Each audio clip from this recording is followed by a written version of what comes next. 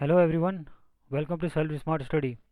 आज की वीडियो में मैं यूपी पे का जो पैट का एग्ज़ाम हुआ था उसकी आंसर की आ गई है ऑफिशियल वेबसाइट के ऊपर। मैं उसके बारे में डिस्कस करूंगा क्या क्या क्वेश्चन थे वहाँ पर। तो यहाँ पर देख सकते हैं, उत्तर प्रदेश अधीनस्थ सेवा चयन आयोग लखनऊ प्रारंभिक अहर्ता परीक्षा पैट 2022 उत्तर कुंजी इसकी मास्टर सेट आ चुका है।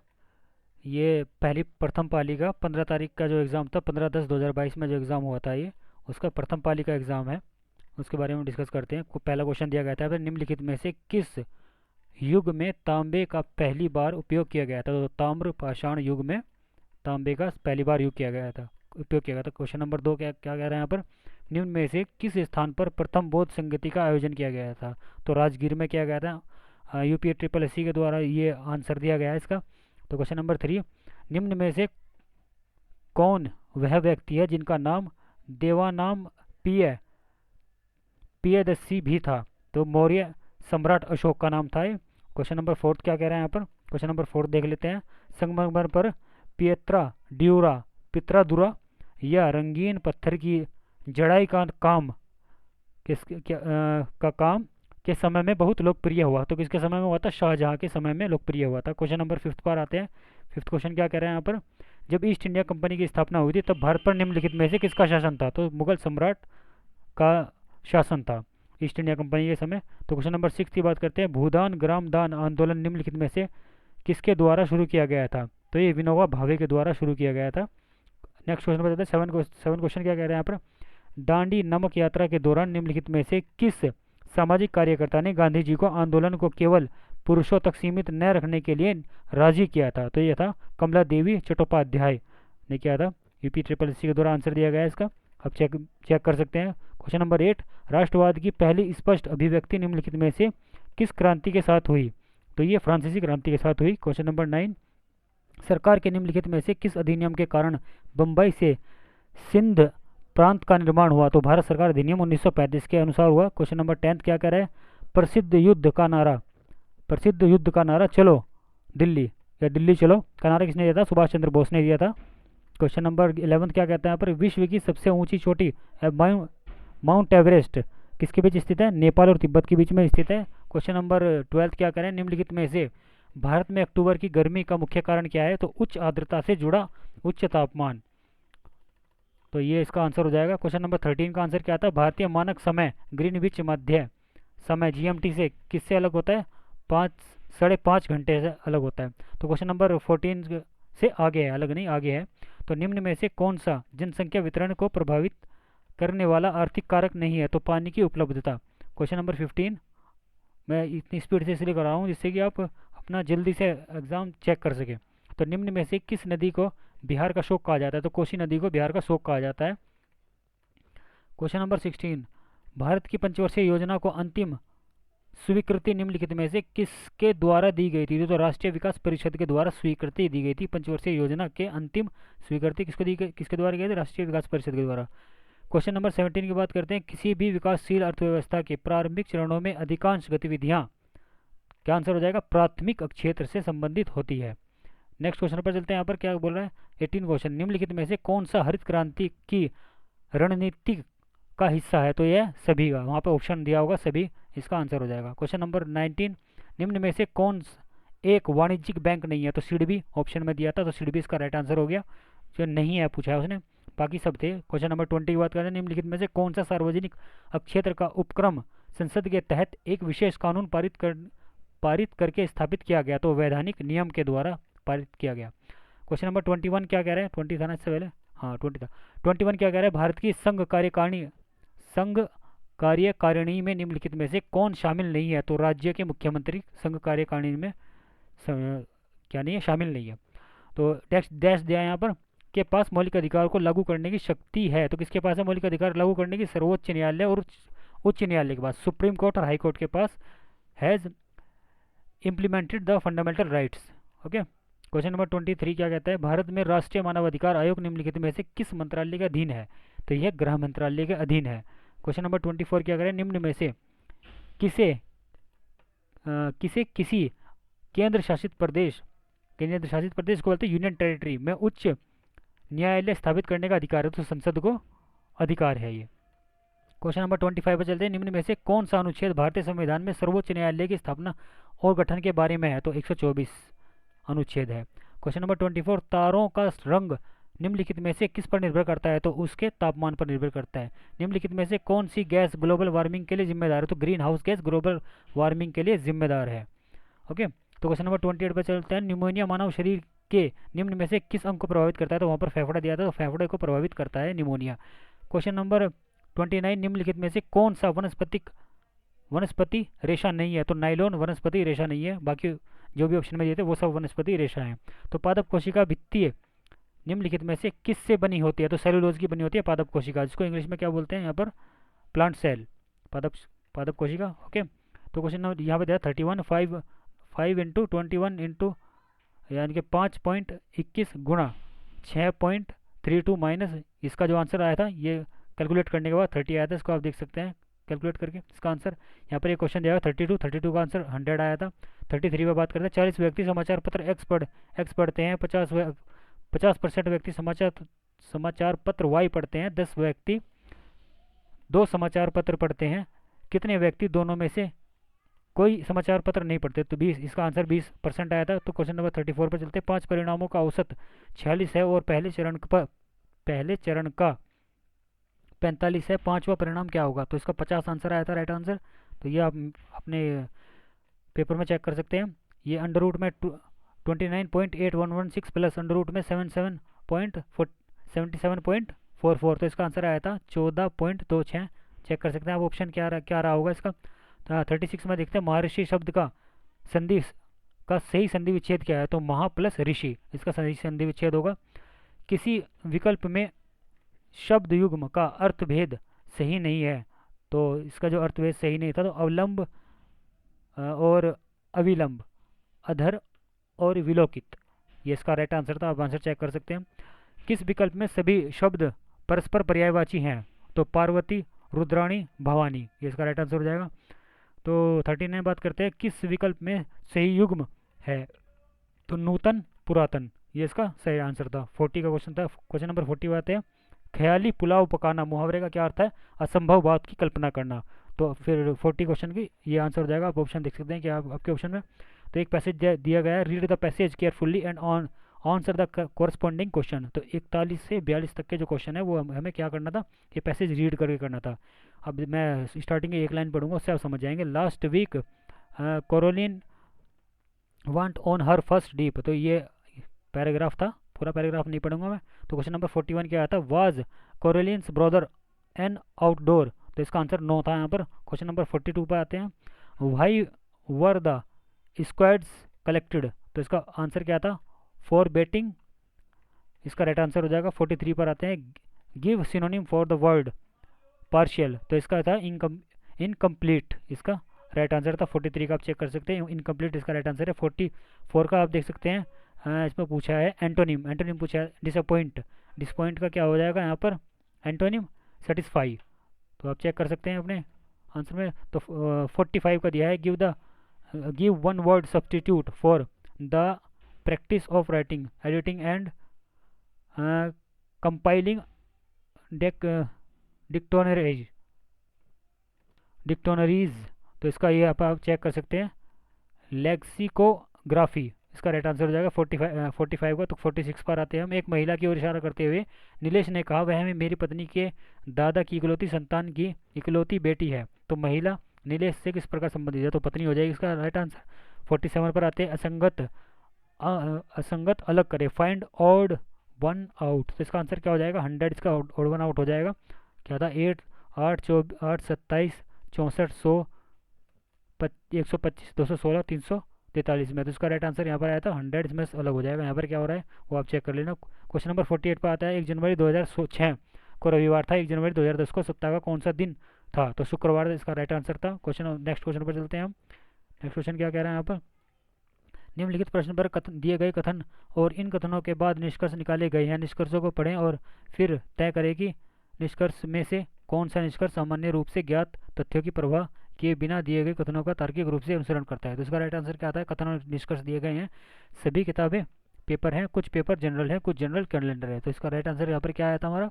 चेक कर सकते हैं। राइट आंसर यहाँ पर क्या था? राइट आंसर नहीं दिया क्या?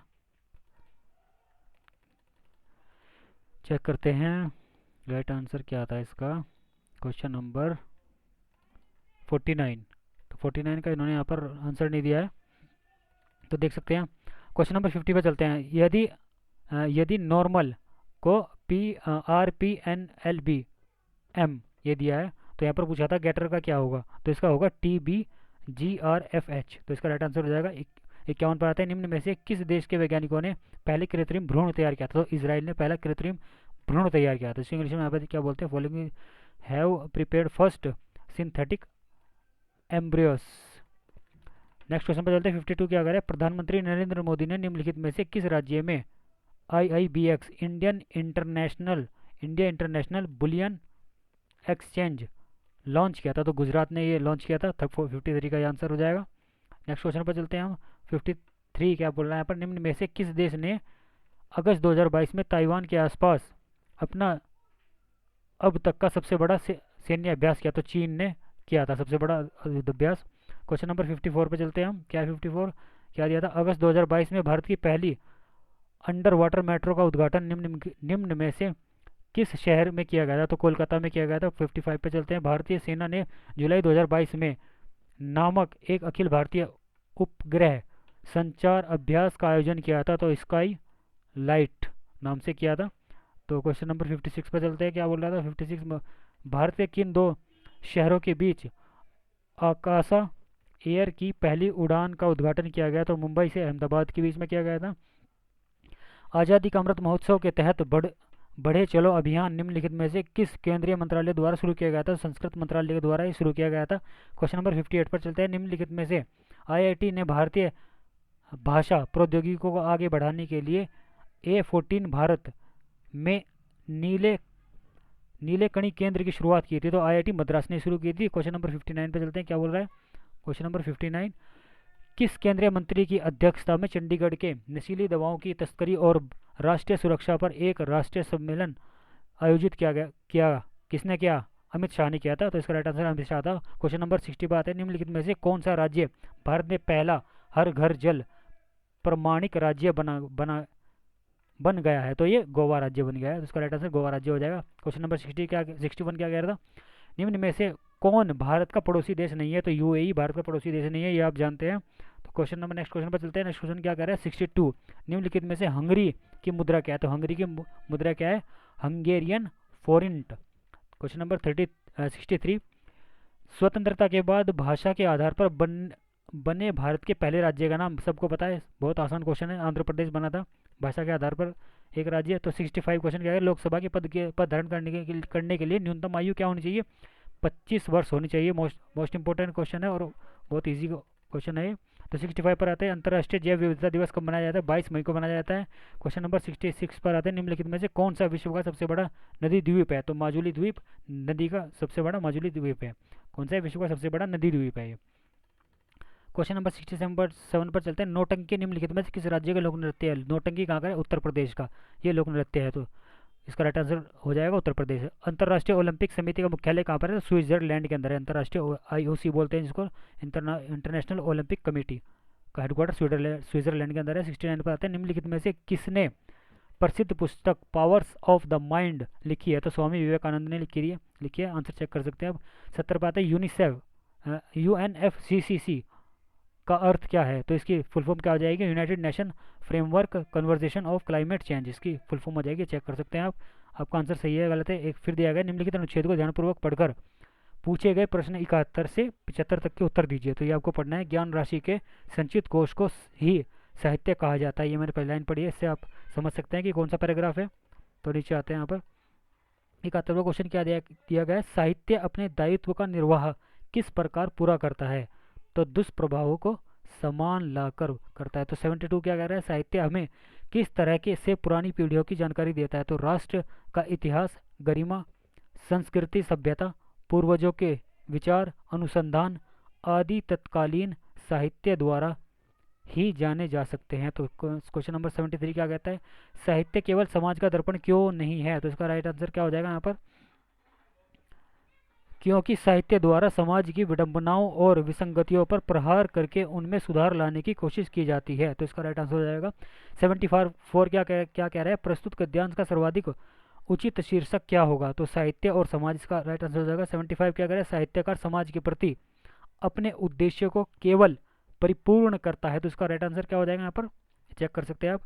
साहित्यकार समाज में अपनी कृतियों द्वारा आशा संचार करता है और उत्साह एवं कर्तव्यवाद का संदेश देता है। तो इसका राइट आंसर यहाँ पर ये हो जाएगा। क्वेश्चन अगला पैराग्राफ क्या जाएगा, निम्नलिखित अनुच्छेद को ध्यानपूर्वक पढ़कर पूछे गए प्रश्नों का 76 से 78 तक के उत्तर दीजिए। तो ये दिया गया, सत्य की आराधना भक्ति है और भक्ति सीधी हथेली पर लेकर चलने का सौदा है। तो ये वाला पैराग्राफ है। अब ये वाला पैराग्राफ देख सकते हैं अपने सेट में कहाँ पर है।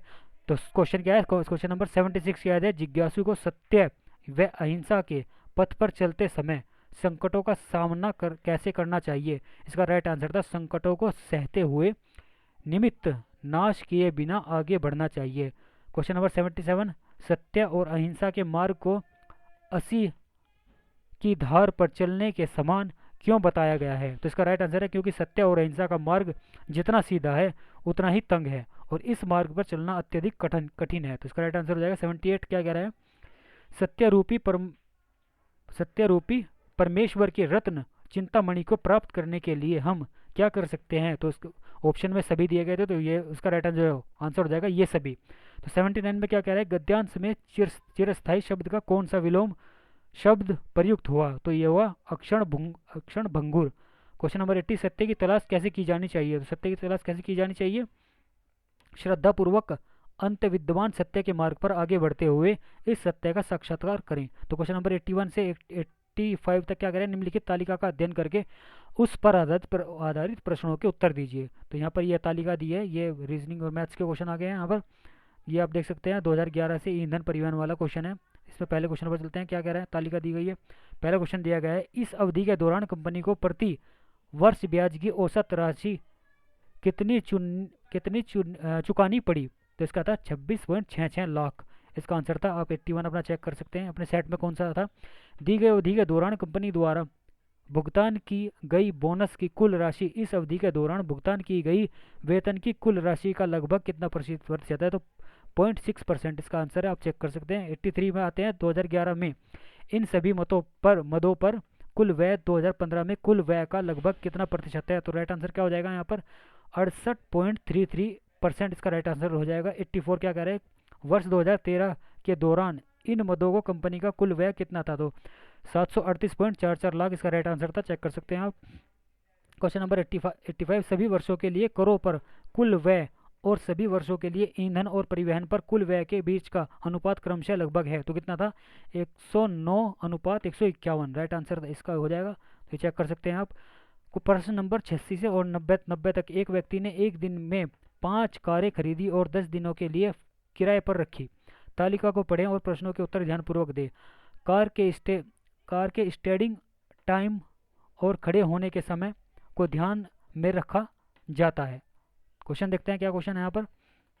ये देखिए क्वेश्चन नंबर 86, ये देख सकते हैं, auto, Swift, Toyota, Mini, Kwid, ये आप अपने पेपर सेट में चेक कर सकते हैं कि कहाँ पर क्वेश्चन दिया गया है। तो क्वेश्चन नंबर 86 क्या बोल रहा है, 10 दिनों के दौरान ऑल्टो और टोयोटो की औसत गति का अनुपात क्या था? तो यहाँ पर 25:36 इसका राइट आंसर था।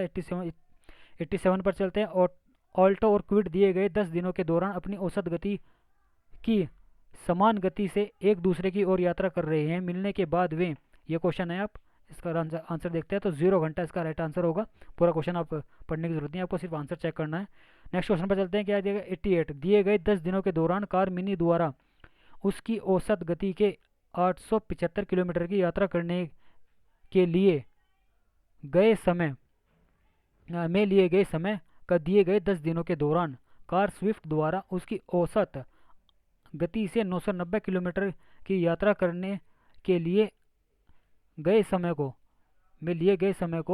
समय से अनुपात ज्ञात कीजिए। तो इसका अनुपात क्या हो जाएगा, 56.56:99 इसका राइट आंसर हो जाएगा। 89 क्या कर रहा है, यह यदि सभी कारों द्वारा 10 दिनों में तय की गई कुल दूरी ए और बी क्रमशः 150 घंटे और 300 घंटे में तय की गई है, तो कार ए और बी की औसत गति के बीच का अंतर ज्ञात कीजिए। राइट आंसर क्या हो जाएगा? 61 किलोमीटर प्रति घंटा। तो 90 क्या करें? 10 दिन के दौरान टियागो और मिनी द्वारा तय की गई कुल दूरी का अनुपात क्या होगा? तो 18:25 इसका राइट आंसर है।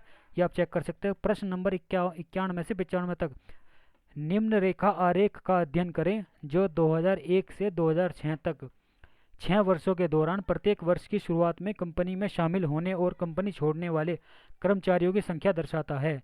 वर्ष 2000 के दौरान न तो कोई कर्मचारी कंपनी में शामिल हुआ और न ही कंपनी छोड़ी। तो ये एक पैराग्राफ दिया गया है यहाँ पर। तो ये ग्राफ आपको पढ़ना है। तो क्वेश्चन नंबर 91 पर चलते हैं। क्वेश्चन नंबर 91 क्या है? आप अपने सेट में चेक कर सकते हैं। 2003 के दौरान कंपनी में कार्यरत कर्मचारी की संख्या थी तो कितनी थी? 5000 इसका राइट आंसर था। आप चेक कर सकते हैं। क्वेश्चन नंबर 92 में देख सकते हैं किस वर्ष में पिछले वर्ष की तुलना में कंपनी छोड़ने वाले कर्मचारियों की संख्या में प्रतिशत वृद्धि कमी अधिक है? तो इसका राइट आंसर क्या आता है? आप चेक कर सकते हैं। राइट आंसर था इसका 2002 इसका राइट आंसर था। क्वेश्चन नंबर 93 2002 से 2003 तक कर्मचारियों की संख्या में लगभग कितने प्रतिशत की वृद्धि या कमी हुई? तो 1% की वृद्धि या कमी हुई। तो यहाँ पर देख सकते हैं क्वेश्चन नंबर 94 क्या कह रहे हैं? 2003 में कंपनी में काम करने वाले कर्मचारियों की संख्या 2006 में कंपनी में काम करने वाली कर्मचारियों की संख्या का लगभग कितने प्रतिशत था? तो 96.15% था। इसका 95 क्वेश्चन क्या कह रहा है? दी गई अवधि के दौरान किसी भी वर्ष में कंपनी में शामिल होने वाले कर्मचारियों की न्यूनतम संख्या का कंपनी छोड़ने वाली कर्मचारियों की अधिकतम संख्या से अनुपात कितना होगा? तो 9/13 इसका राइट आंसर होगा। चेक कर सकते हैं आप। तो 96 से 100 तक का एक और आ गया यहाँ पर वेन आरेख वाला क्वेश्चन। तो दंड आरेख का बार ग्राफ जो है दंड आरेख का अध्ययन करें और उस पर आधारित प्रश्नों के उत्तर दें। तो ये बार आरेख दिया गया यहाँ पर उत्पादन और इधर यहाँ दिया है वर्ष। उत्पादन वर्ष वाले क्वेश्चन आ गए यहाँ पर। क्वेश्चन नंबर 96 क्या बोला है? 2013 से 2014 तक खिलौनों के उत्पादन में लगभग प्रतिशत गिरावट कितनी थी? तो 20% इसका राइट आंसर था। क्वेश्चन नंबर 97 पर चलते हैं हम। 2015 और 2016 का औसत उत्पादन निम्नलिखित में से किन वर्षों के युग्म के औसत उत्पादन के बिल्कुल बराबर है? तो 2012 और 17 इसका राइट आंसर हो जाएगा। नेक्स्ट क्वेश्चन पर चलते हैं। क्या कह रहा है? 98वां क्वेश्चन कह रहा है हमारे पास 2011 की तुलना में 2018 में खिलौनों के उत्पादन में लगभग प्रतिशत वृद्धि कितनी थी? तो 137.5 इसकी राइट आंसर था। परसेंट इसका राइट आंसर था। तो क्वेश्चन नंबर 99 क्या कह रहा है? पिछले वर्ष की तुलना में किस वर्ष उत्पादन में प्रतिशत वृद्धि सबसे अधिक थी? तो इसका राइट आंसर हो जाएगा 2017। तो 100वां क्वेश्चन क्या कह रहा है? दिए गए कितने वर्षों में खिलौने का उत्पादन दिए गए वर्षों के औसत उत्पादन से अधिक था? तो 4 इसका राइट आंसर हो जाएगा। तो फ्रेंड्स इस वीडियो में मैंने 15 जो कि 15/10 में एग्ज़ाम हुआ था इसकी फर्स्ट शिफ्ट का मैंने पेपर के बारे में डिस्कस किया है जो कि आंसर की आई है। ऑफिशियल वेबसाइट से मैंने डाउनलोड किया है। उसके ऑफिशियल वेबसाइट पर आंसर की दी गई है।